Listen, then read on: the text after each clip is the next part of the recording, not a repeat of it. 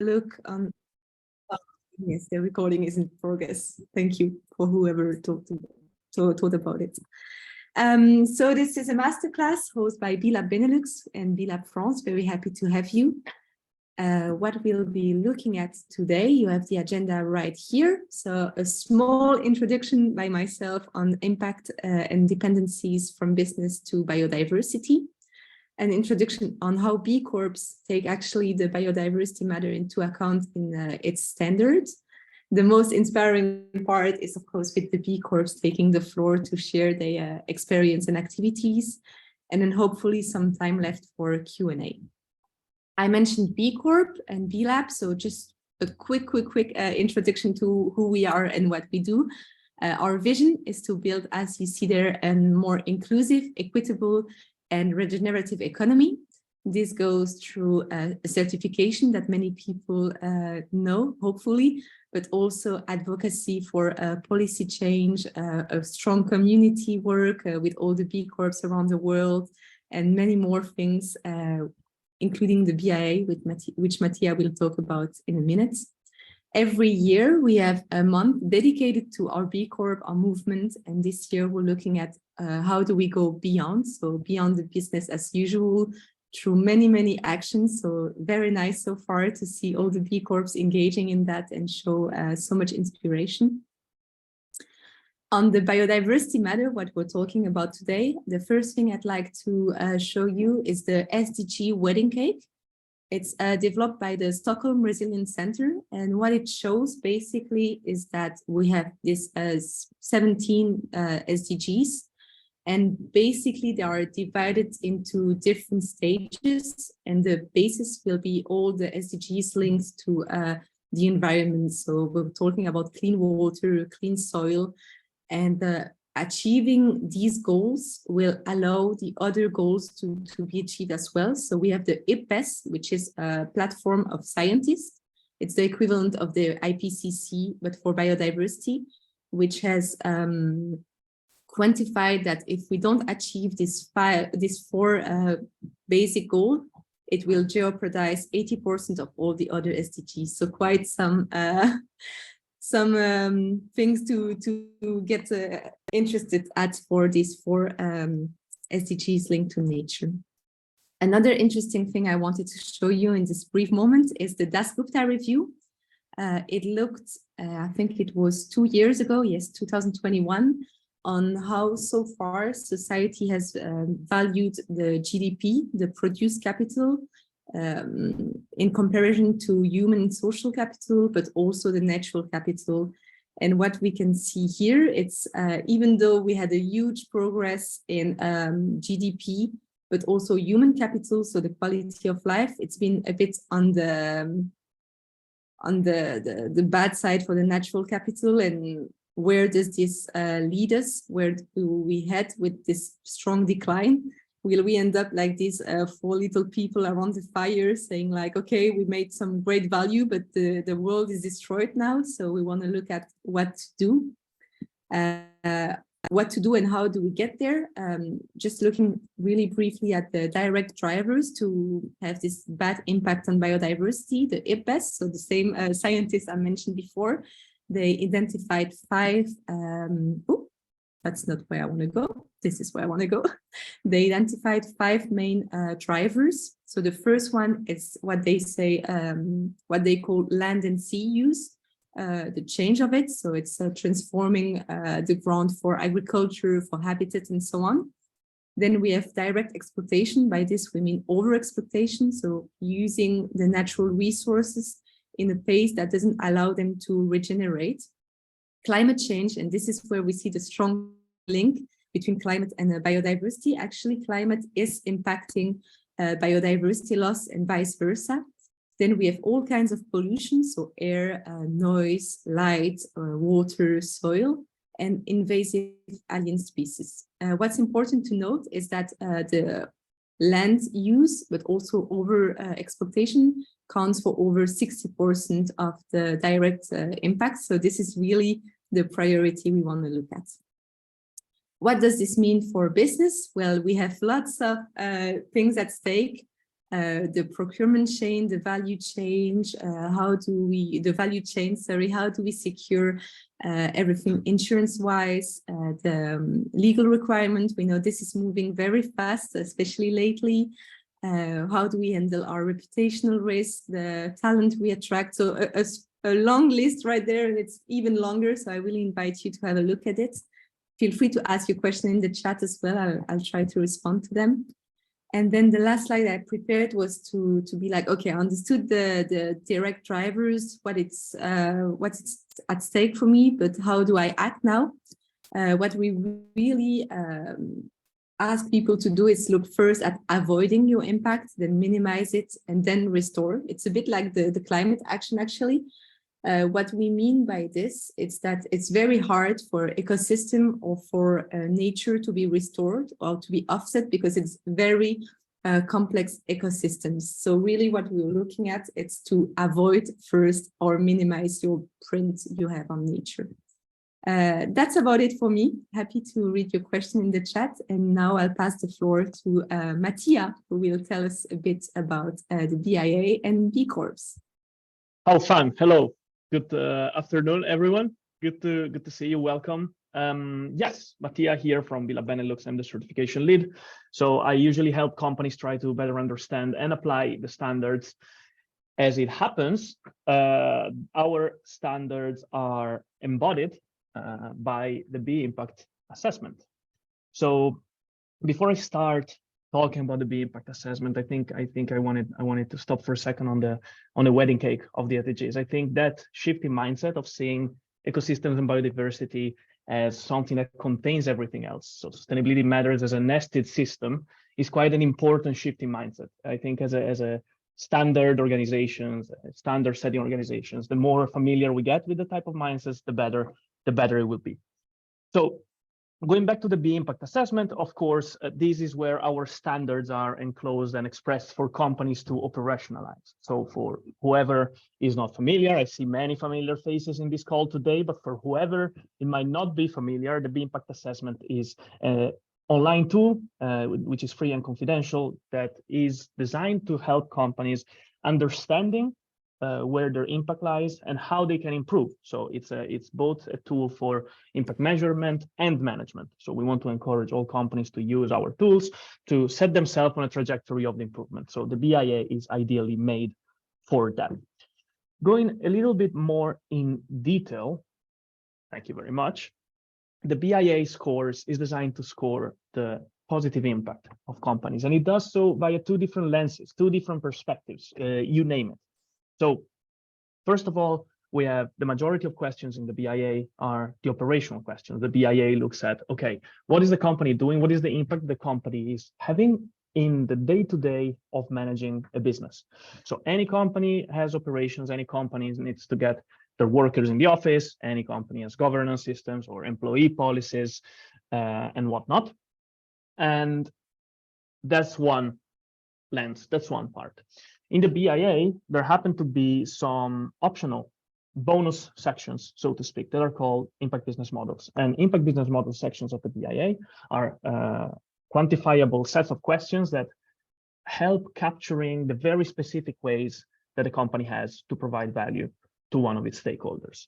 And if we go to the next slide, we will see that the different stakeholders are capturing the BIA across 5 impact areas. So these 5 impact areas basically are aimed at capturing any one or anything that the company impacts going about its business, whether it is operations or business models. So these are workers, governance, community, customers, and of course, very topical today, the environment impact area.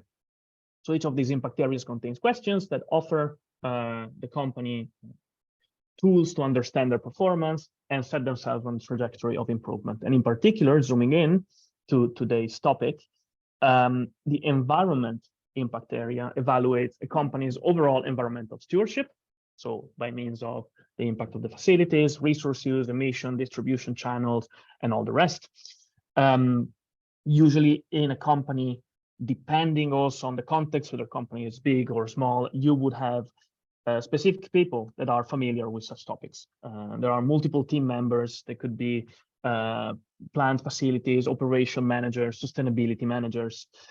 And each impact area, and the environment impact area, of course, is divided into subsections. There are subsections called also goals. So each of these subsections zooms into how is the company positively contributing to environmental management, air and climate, water, and land and life through its operations. So this is what the environment impact area looks like. In the next slide, yes. So, and especially because this is what we're talking about today, this is the operational subsection related to land and life. So these are all the ways a company through its operations directly or indirectly impacts land and life. Of course, I think there is a caveat that need to be flagged, that the environment impact area and any impact area will look slightly different according to the sector a company is in. Of course, a manufacturer will not have the exact same questions as a consulting company when it comes to land and life. And I think this aspect of materiality and tailoring is quite important to highlight, because the BIA gets tailored according to sector and materiality. Speaking of impact business models, instead, I will just do a very quick introduction, because our guests from UTOPIES will be much more thorough and detailed than I am. I will just very quickly zoom into one of the impact business models potentially available in the environment impact area, which is the land and wildlife conservation impact business model. So this specific section of the BIA recognizes products or services that preserve or restore natural environments and or protects animals. And well, this is rather broad an umbrella, isn't it? So basically the impact business model helps the company operationalize their positive impact on land and wildlife according a number of different ways, whether a company provides a product or a service that support the human treatment of animals, sustainable harvesting of natural products and materials, actively stop ecosystem degradation, or improve natural environments previously damaged. There are plenty of companies across the global B Corp community that are busy building their theory of change, their reason of existence around land and wildlife conservation. I think we will see some of it later today. Yes, just a little note that, especially looking at land and wildlife conservation, B-Lab is a company-wide certification. B-Lab is not an expert product level certification. So B-Lab is constantly working on doing research about third-party credible certifications that the B Corp certification can basically plug into. So the B Corp certification should not be seen as a sort of, say, competitor to this product level topic-specific certifications. We live in an ecosystem, in a symbiosis of other certifications and standards. And this is 3 examples of companies that sell products that are certified with certain certification, as of today, are entitled to some land and wildlife points. Just as a conclusive note, because I think I'm over my 5 minutes, because I'm always lousy with timekeeping, there is an upcoming evolution of standards in what the standards will be on the B Corp certification, and environment and circularity, and of course biodiversity within it will be one of the 10 core topics that companies will be assessed upon in order to achieve B Corp certification. So we are moving from the aggregated score across 5 impact areas to 10 sustainability topics that the company will need to act upon. With that, I think I would want to leave the floor to UTOPIES. If I started the agenda correctly, I will be sticking around for answering any questions you might have. Please do feel free to pop them in the chat at any time, and thank you very much. Thank you, Mattia. Giving the floor to Eliabel right now. So happy to have her with us. Thank you, Mattia and Laura. Hello, everyone. So I'm Eliabel. I'm a manager in charge of climate and biodiversity at UTOPIES, and I'm here to talk to you about a project we called IBM Series, which is a partnership between UTOPIES and B-Lab France. So maybe on to the next slide. Or even the next one. So the goal of this IBM series, so IBM stands for Impact Business Models, is to focus on the impact business model part of the B impact assessment that Mattia presented a few minutes ago, we're basically looking specifically at B Corp companies' integrative positive impacts at the core of their business model. So basically scoring high on this impact business model part. And the goal is also to publicize these companies to inspire and help others to structure an approach aimed at bringing together even closer business models and impacts. We published different documents focusing on different impact business models. And on the next slide, we present the publication we launched in December at the occasion of the COP15 on biodiversity, of course, that held in Montreal.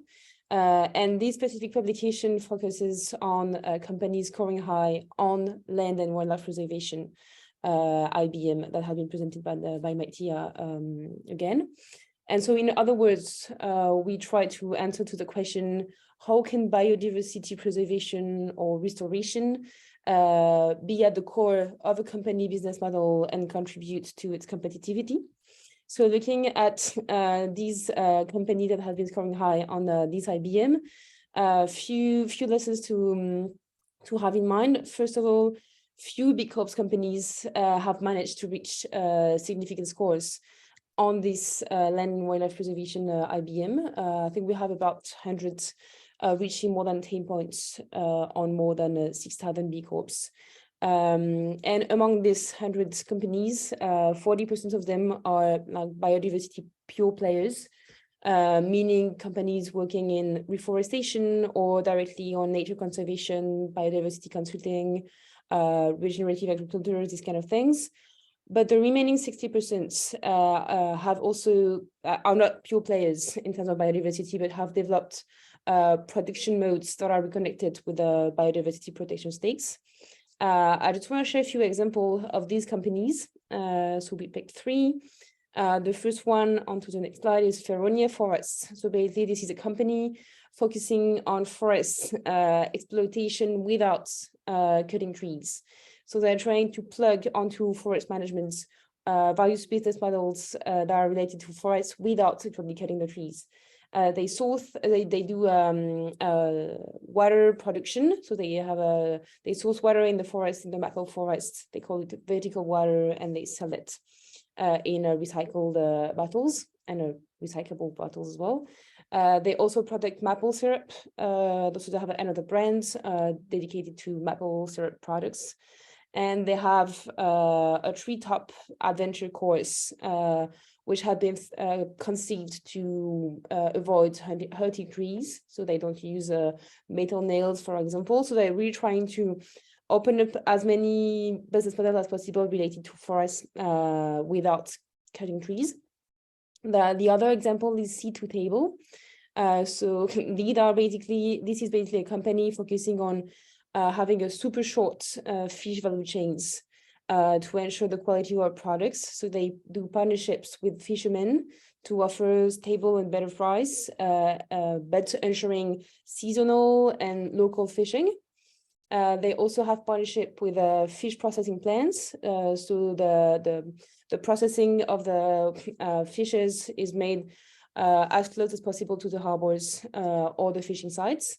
And they deliver straight to consumers, which are either professional, like restaurants, or individuals. And so they can really work on the value chain, on fishing practices, on quotas, on seasons. The last example I wanted to share is Lulu, which is the goal is to avoid unnecessary paper use and destruction.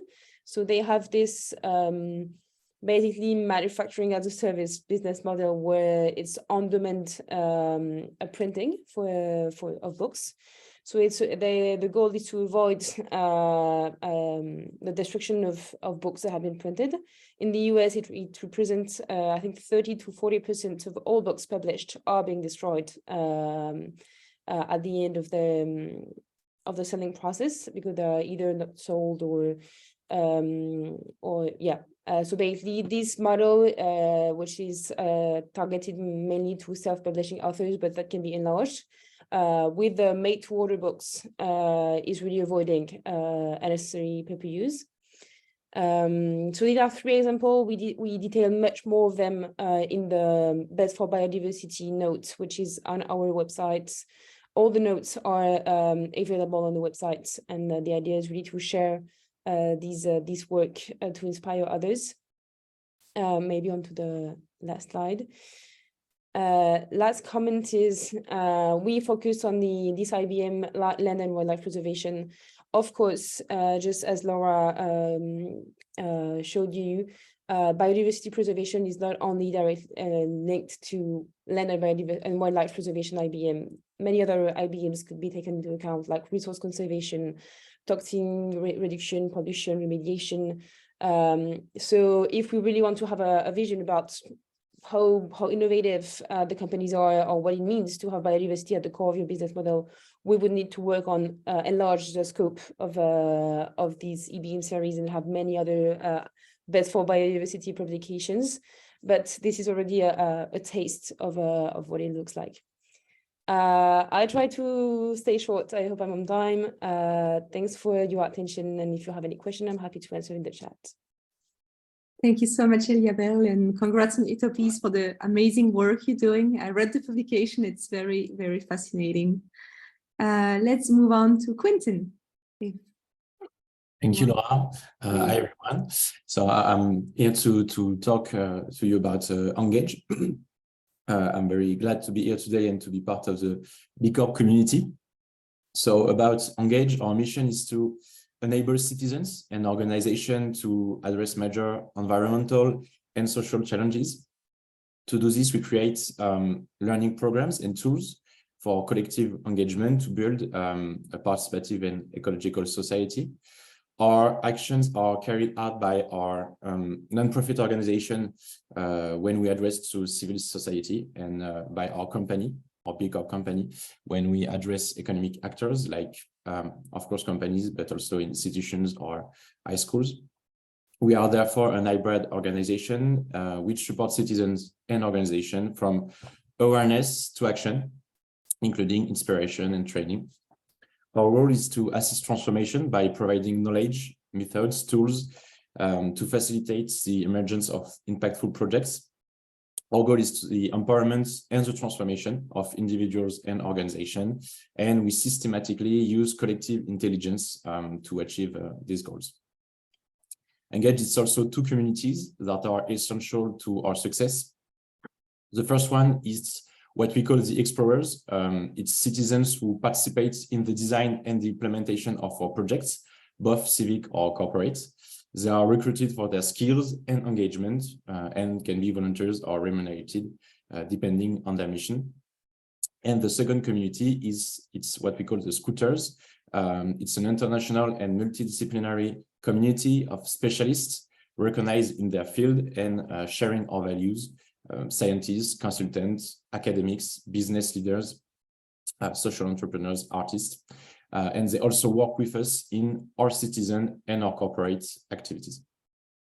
We have launched, so for the past 3 years, Engage has been particularly active on biodiversity issues.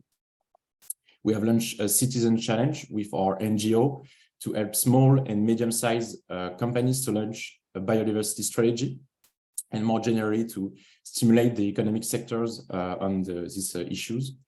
We then created a learning program for decision makers to launch biodiversity strategy and a workshop like, I don't know if you know the climate fresk, but for the public to educate what is biodiversity and the interrelations, like said Laura before, between the society, organization, and biodiversity. And in November, we released a MOOC, so a free online platform to educate and empower citizens on these issues. And for all these biodiversity activities, we of course work closely with scientists, experts, networks like B Corp and companies to design and carry out these biodiversity activities. Thank you for your attention, and of course I remain at your disposal if you have any questions. Thank you, Quentin. And I think it's very nice also to mention the scientists. IBES has started a global review on the business link with nature. So it's getting more and more these synergies, and I think it's key. So thank you. Moving to Sebastian. Hi everyone, good to see you so many persons in this call, and super happy to share with you what we're doing at SoilCapital.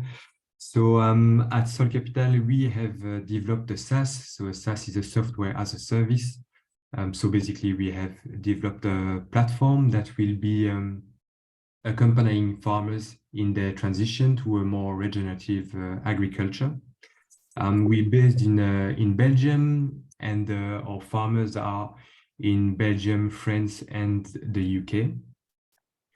How are we accompanying farmers in the transition? Is basically every year we will sit with our farmers and we'll make an assessment of their greenhouse gas emissions. So for every farm, we will assess, collect data, introduce all this data in the platform we have designed. And at the end of the process, we will be able to compare these information and the greenhouse gas report we have against the baseline report that has been done when the farmer is joining the program. The good news is that today we do observe that farmers are part of the solution.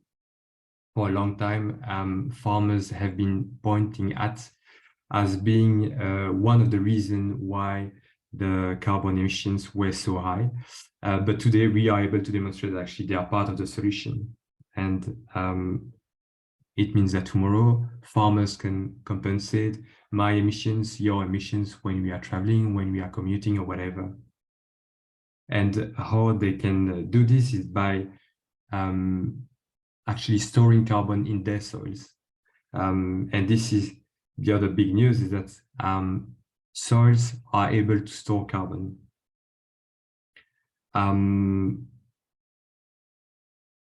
The thing is that we have, thanks to the program, we have a double impact. So there is a social impact with additional revenues being generated by farmers. So how we do this is by every time a farmer will be able to show that he has reduced his own emissions or he has actually stored carbon in the soil, we will be able to generate certificates for these, and then we will monetize these certificates on behalf of the farmers.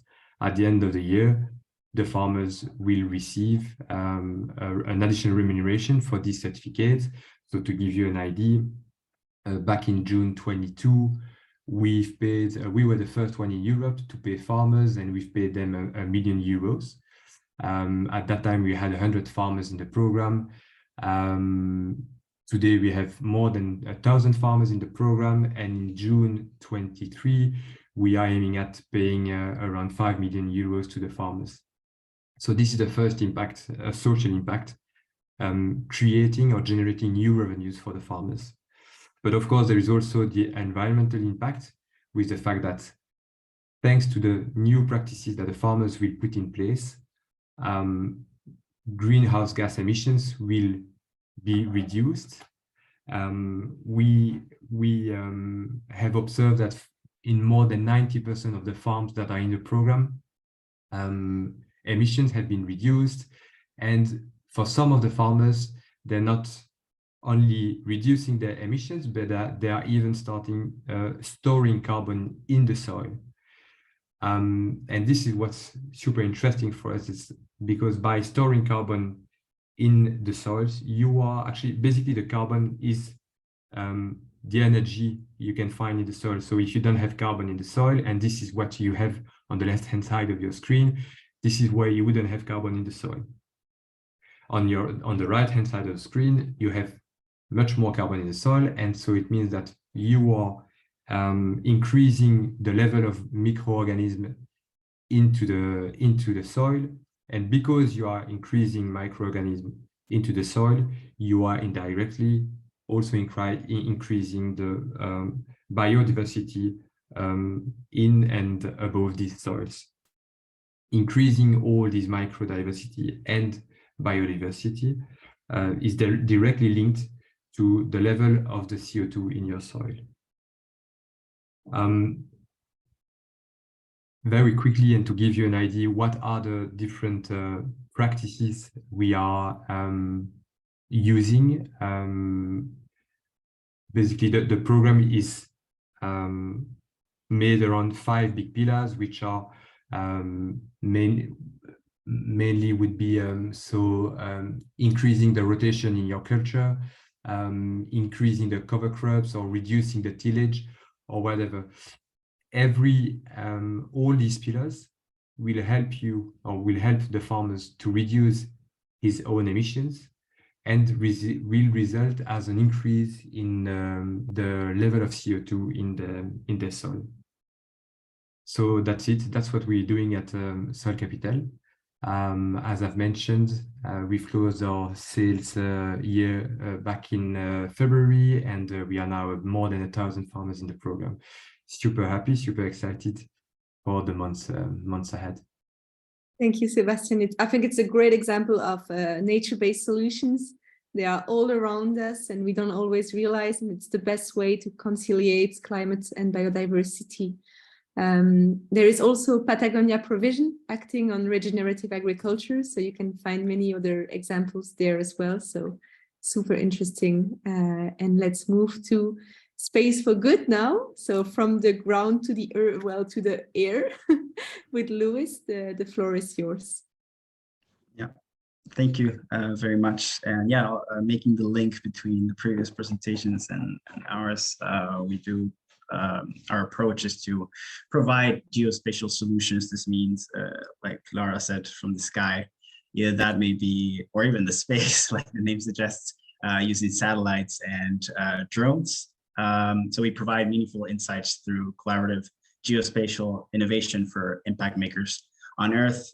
This translates, of course, to nature-based solution projects the majority of the times. We aim to focus on social and environmental impact for good. That's why we're here with B Corp.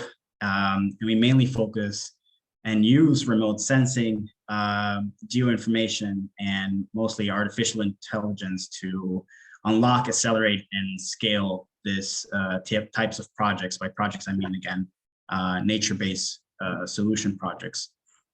We are proud to say that we have a strong client and partner network featuring entities like the World Bank, Global Bank, Amnesty International. We work with technologies produced by Microsoft in order to, again, accelerate this types of projects. So, for example, I'm going to mention 2 of the projects that we've been working on. But if a company has a agroforestry project that they want to monitor and detect changes over time, then we're there to provide the solution with remote sensing, geoinformation, artificial intelligence, just to give insight and to do better decision making. We focus on 4 main sectors. We can go to the next slide, which is agriculture and forestry, conservation and biodiversity, peace and justice, climate and infrastructure. As of the last couple of years, we have been mainly targeting the market for agriculture and forestry and conservation and biodiversity. Nevertheless, remote sensing can branch out to other areas, like I mentioned, peace and justice, for example, detecting unexploded ammunitions detection in the Middle East, or climate and infrastructure is like latrine detection for assessing sanitation program in East Africa, right? All with the help of remote sensing, which again, just, yeah, lessens the cost sometimes of project development where you don't need people on the ground at all times. Going on to the first project that I would like to share with you. This is one that I'm very heavily involved, which is a Horizon Europe project that just launched in December. We're super proud to be a part of it, working with 23 partners across Europe and another partner in Peru. The aim of this project is to push the boundaries of biodiversity monitoring, and we do this in the agricultural landscape. like Sebastian was mentioning, where there has been a trend across the years in which biodiversity has been decreasing, especially in those areas in or close to agriculture. And there's been ways of monitoring biodiversity, but they're all scattered. We have indicator species, acoustic data, eDNA, which is a growing way of measuring biodiversity right now. And of course, remote sensing. We all have different ways of measuring biodiversity in our own language and our own jargon. So this project aims to include all that together and just, like I said, push the boundaries. The aim is, of course, to impact, of course, the farmers. Like the name suggests, by the last three letters, the CAP, to impact also policymakers, academia, and private sector, just that taking better decisions through the insights that we provide by monitoring biodiversity in different sites across Europe, and of course, Peru as a global biodiversity hotspot. So yeah, really excited to be part of this project, really insightful. It's exciting to see all these types of technology just kind of coming together and bringing insights to tell a story about biodiversity in agriculture.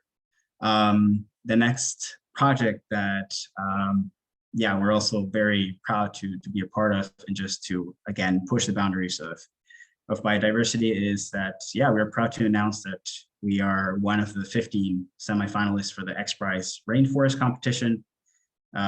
Yeah, it's a 10 million prize competition, 5 years, and it's aimed at autonomous species identification within a 72-hour window. So yeah, a lot of artificial intelligence, deep learning kind of things, big words, very hip right now. And yeah, of course, we're working with our partners on a drone-based system to operate in tropical rainforests. We aim, of course, to unlock new opportunities on biodiversity, but also biomass and forest management. I do have a video that I would like to share with you. It was included in the presentation, but yeah, due to the typical sound glitches that we encounter in this type of big presentations, the best I can do for now is share you the link through the chat, which you'll receive right now. I see a familiar face, Shablos. Thank you for sharing the website of Biomonitor for CAP. Yeah, good to see you over here. If we go to the last slide, yeah, really happy again to be a part of B Corp. Thanks for the invitation. If you would like to know more about what we do at Spaceforgood, please go to our website, spaceforgood.com, or if you want to just reach us out, yeah, there's the email. So yeah, thank you so much again, and I'll leave the floor to Laura. Thank you, Luis. And I really invite everybody to check out the video. It feels like taking a nature bath, kind of. It's really relaxing, lots of green. And there is also this initiative called iNaturalist. Maybe you know about it. It's an app that allows you to capture picture in nature, and then you'll discover what kind of species it is and so on. So you can also act a bit like a Spaceforgood when you're out in nature. So that's my tip for you. We have about 5 minutes left. So I see a nice comment from Maria on the inviting everybody to submit a project for EU Fund. If anybody else has a question, feel free to take the floor or to ask a question. In the meantime, I was talking about B Corp Month, so it's still on. Also on the biodiversity topic, this week I'll be talking with Ramborn. They are also practicing regenerative agriculture right here in Luxembourg. They regenerate 1 million square meters of apple trees and pear trees doing delicious cider. So that's going to be a very exciting conversation on Instagram. And then we still have a webinar on the BIA that Mattia presented. We'll see maybe Mattia, maybe Ian, let's see, on the March 13. And between that, we have another masterclass on going beyond marketing strategy, building a clean and inclusive digital world. So lots of different things happening. And that's about it. I might have a question for Eliabel, but I see here we have a question from Thomas. What are the best tools framework to measure your impact, negative or positive, to biodiversity? Interested for agriculture. Maybe Sebastian, you have an answer to that? Yeah, it's very important for us to make sure that actually we are fully independent from the tools we are using. So basically what we have designed at SoilCapital, it's a platform that is basically communicating with a tool, which is called the Coolform tool. And this is this Coolform tool, so a model that will aggregate all the information that we have introduced in the platform, and that will issue a report in terms of greenhouse gas emissions. I can't say from a biodiversity point of view, but from a greenhouse gas emission perspective, this is the tool we are using. But as I said, we are fully independent, and this is a choice we've made 2 or 3 years ago, and might change in the future. But for now, we are using an external tool to compute these emissions. And I might add to that the Science-Based Target Network are developing science-based target for nature. And I think 2 weeks ago, they just released new ways to measure your impact. So that's a super interesting work. There is also the Capitals Coalition doing great translation on the Das Gupta review and the natural capital. There is the Encore tool, IBAT, which is lots of maps to show high value biodiversity areas. And I see Eliabel doing yes, yes. Yeah, the SBTN report really makes offers a long list of existing tools that could be used by companies or organizations to work on biodiversity measurement in terms of impact and dependencies.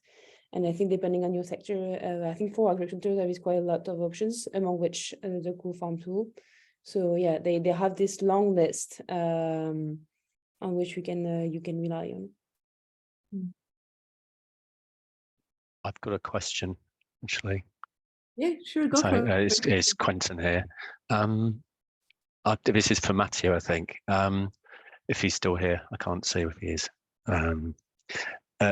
The B Corp assessment questionnaire asks you about environmental management systems and whether you have one in place. And obviously there's some external formal management systems out there which you have to pay for and go through a similar, not a dissimilar process to B Corp or ISO to get accredited.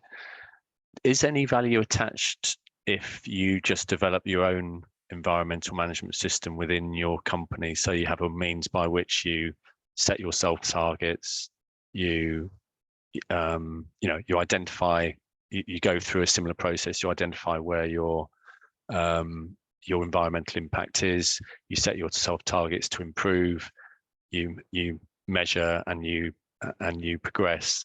Is any credit given to having your own EMS rather than having to go external to get an external accreditation as well as accreditation from B Corp? I think Mattia has left, but we have lots of different BIA experts around. So apparently Mathilde could reply to that.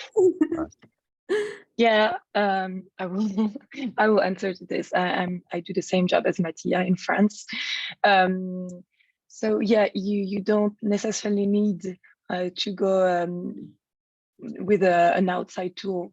When it comes to SMEs in the BIA, you can build your own tool as long as it's in line with some basic features that we need for SMEs.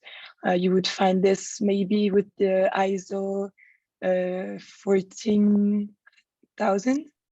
if your SME that you're building in-house is in line with this kind of norms, then it can totally, you can totally get credit for this.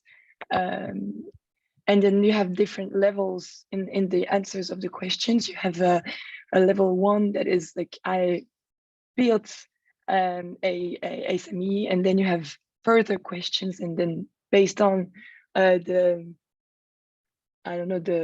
comprehensiveness of your SME, then you will get more points. But yeah, you don't need to go outside of your business to do this. Thank you. Thank you. You're welcome. Thank you, Matteo. I see it's the time has come. So for those leaving us, thank you so much for joining. It was good to see your attention being there. For those staying, Zaskia is asking, are there any upcoming regulation on biodiversity that companies should be aware of? I can answer and then leave the other people add to that if they want to. There is the Article 15 of the COP15 that's mentioning companies, so that for sure will give some, let's say, motivation for each country to put on some regulation. We'll see what's getting out of it, but the main goal from COP15 is to preserve 30% of all land and water by 2030. So it's quite ambitious, and for sure they will have to have companies on board for that. The CSRD is also having one specific chapter on biodiversity. That's the main I can see, at least for Europe. If anybody wants to add something to that. Otherwise, I have a question for Eliabel. Could you share the list of tools to measure impact on biodiversity you mentioned? I think it's on the website of the SBTN, but I will try to find it before the end of the conference, so I can send you a link. Thank you. The EU Biodiversity Strategy 2030 is also relevant. Yes, of course. I know that's what all the European countries brought to COP15 to ask for. So it was really the non-negotiable point for them, and it's included in the framework of COP15. I'm interested to know, as an aside, whether there is a label attached to food produced in biodiverse farm. Not that I'm aware of, but there must be. And then Travis from Chicago, B Corps in 2011, congratulations to you. We make our own metrics based on B Corp assessment. Okay, well, feel free to check that out. And I think I will leave you now, just to be respectful of everybody's time. Thank you so much, and hopefully see you around. I hope you spend a good masterclass, and still reachable through the chat, well, through email. Bye-bye, everybody. Thank you. Bye. Thank you. Bye. Thank you. Have a good day.